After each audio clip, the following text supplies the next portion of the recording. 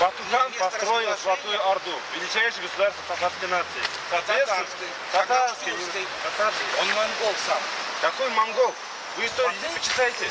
Я уже почитал. Он тюрк. Да, Но тюрки объединяют очень много разных национальностей. что? Мы татары, тюрки. Но вы же не называйте всех тюрков татарами. А в свое время называли.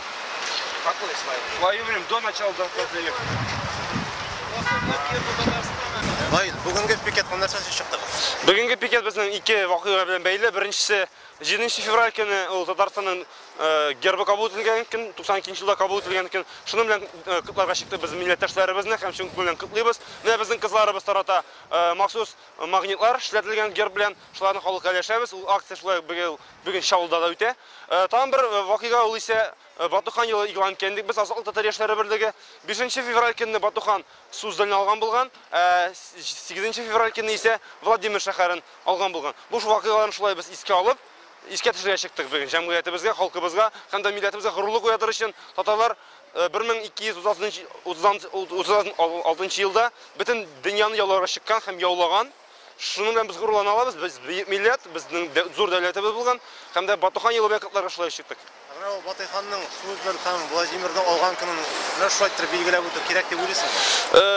Аның начарлыгын күрмибез, чөнки бу тарихи факт, моның бер нәрсәсе дә юк. Без монда беркем дә кимсетмибез. Мәсәлән, бит ярый русларга Куликова битвасын җиңүен үткәрергә татарлар өстендә. Без дә үзебезнең җиңүләребезне искә төшерергә тиеш дип уйлыйм. Анардан ояларга бер дә кирәк түгел. Җиңгәнбез, берәр эшләтеп булмый.